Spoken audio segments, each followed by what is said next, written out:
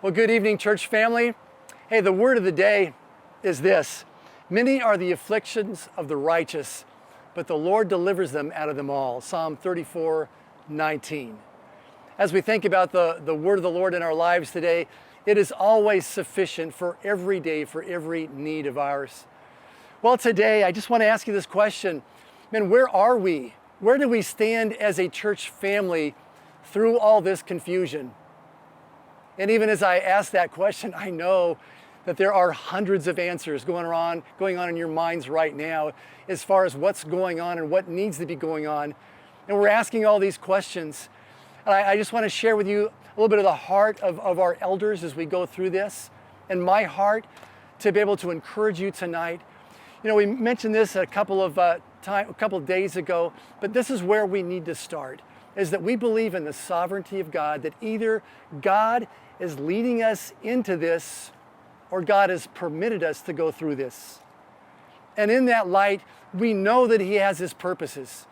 And we also know that His thoughts are not our thoughts and His ways are not our ways. So what are our marching orders during this time? What does He want us to do during this time? And it's pretty simple, as we've been talking about. We know that He wants us to grow in our trust in Him. We know that He wants us to thank Him in all things, not for all things, but thank Him in all things, that He's working out His purpose in our lives as a church and as individuals. He is working His perfect work in us.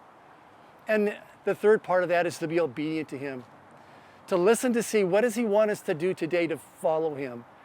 You know, we can talk about all the different reasons that we could try to understand what God is doing, but again, His ways are beyond our ways. So we get back down to obedience and what it means to glorify Him in this way. That's why my prayer has become a little bit more simplified through this time. Two parts to my prayer that every day I start with. My prayer is that God, that You would lead Your people through this time, teaching us what You want us to learn. Instead of saying, God, just get rid of this time. God, You have us here for Your purposes, so teach me what You have for me during this time. And there's been a couple biggies that He has taught me and He's teaching me during this time. We've all thought about those times, and it's been joked about the fact that when we have this time in our homes, all the projects that we would get done if we just had the time. And people are realizing, no, I don't want to do those projects. I think that happens spiritually as well. There are those things that we say, man, I know that there are things that I need to address in my life when the time is right. But most of the time we say the time is not right. During a time of testing, God says, time may be right or wrong for you, but I want you to learn this lesson. And so are we open and listening to what God is teaching us? It may be in an area of sin in your life that He is calling up. And He's saying, I just want you to submit to me. I want you to know that this is the time that I'm going to give you victory over this, but I need your full attention. And it may be in your marriage. Maybe during this time you're saying, man, I am fed up and I don't know what else to do. And it's at this point you're saying, God, what do You want me to do? How can I be the man or the woman that You want me to be in this time? I want to be obedient to You and I want victory. And so God, I'm willing, I'm giving up whatever You want me to do, I will follow You. You know, Jeremiah 17, he talks about the illustration of the potter and the clay. And that the potter can do whatever he wants with the clay, and the clay never says, hey, what are you doing with me? I don't want to go there. When we become believers, we become clay in the potter's hands. And He's making us, and He uses every single adventure in our life to use us, the bad and the good together. And He's using this in us. And so we're saying, God, teach me. The second part of my prayer is, God, would You open up the hearts of unbelievers, that they would come to know that You are the only trustworthy one. You are the only ones with the words of eternal life. Now we pray that because this is a time where people are becoming sensitive to things that are real and things that are false. And we're believing that God is doing this for His purposes. And so, church, I believe that the spiritual landscape in our country is changing through this time. I really do. And nobody likes a time of pruning, and as God prunes His church through this time, it's not fun to be pruned as a tree. We just want to see the fruit. We want to see it now. But God says, I've got a purpose for this. And I believe that there are going to be a great many believers who are going to be coming out of this far stronger in their faith, far stronger in their understanding of God's purpose for their life and their vision for ministry. And they're going to be saying, hey, let's get on with what God's doing here. It's going to be a great time. I really believe that. Secondly, I really believe that there's going to be a whole lot of unbelievers who are going through this time thinking, I'm looking for something that's real. You know, we know that alcohol sales have been going through the roof during this time. People are turning to all kinds of false ways for comfort. But you know what also has been huge on the bestseller list? Bibles. People are buying Bibles. Maybe for the first time in their lives, they're thinking, is there any truth to this? I can't trust what's going on around me. I can't trust the government. I can't trust anything else. Does God have anything to offer me that's solid and will be there for all time? And people are beginning to turn towards that. And this is where we shine. This is where, as the church, we're excited about what's taking place in God's kingdom and what He's going to use us to do. And so, man, we discover that during this time that it's the church that's got to be there to be able to be the representation of the love of Jesus Christ. And it's the church that's got to be there when they come to us, and even when we open our doors and we're going through all kinds of strange new things that we've got to jump through hoops to kind of do in this culture. But we'll do this because we love one another and we love those who God's touching their hearts, that we're saying, God, please allow us to be able to share the gospel with them. You've sensitized their hearts and you want to use your church now to love them. It's going to be a great, great day to go through all of this business that we're going through to realize that God is producing a bigger harvest than we ever could believe. And so, what's the plan for the days ahead?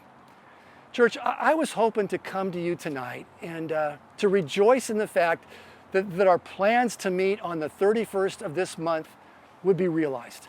That's what the churches in our city have been praying for. Our Vacaville Ministerial Association have been praying for that. We've been asking our county leaders for this purpose. We've been given positive responses towards that. And just today, we're recognizing that is not opened up yet. The door's kind of stopped again. And so what we're looking to do as leaders is the Lord knows our needs. We're going before Him, and I'm not giving up on the 31st. I'm asking you to pray that God would open up the doors in His timing, in His ways, so that He can be glorified in the best way possible. And pray for our leaders, pray for our elders as we decipher through all these issues and how do we shepherd the church during these times. We know that it's so hard for many of you. Some of you moms have been with your kids every day and it's just getting really, really tough, and you're thinking, man, right now for a weekend in Maui, man, I would consider selling my kids off just because it's getting to that point. And the frustrations and your own thoughts are just welling up and you need fellowship. And as the church, I'll tell you what, because the church isn't meeting on Sundays, the church isn't ceasing to be the church. There are many of you who are reaching out and finding fellowship. There are many of you who need to reach out. And I guarantee you, whatever your place in life is, whether you're shut in as a senior or whether you're a mother that needs fellowship, we will find people that would love to be able to be with you and to encourage and pray with you. The church is still the church as we go through these times. So as we remember these things, the final exhortation I want to share with you is this. We've been hitting this over and over this last few weeks, the issue of unity in God's church. The more things become frustrating, the more we're tested in our faith in Jesus, the more we're tested in those things which are so essential, and we know that unity is right up there at the top.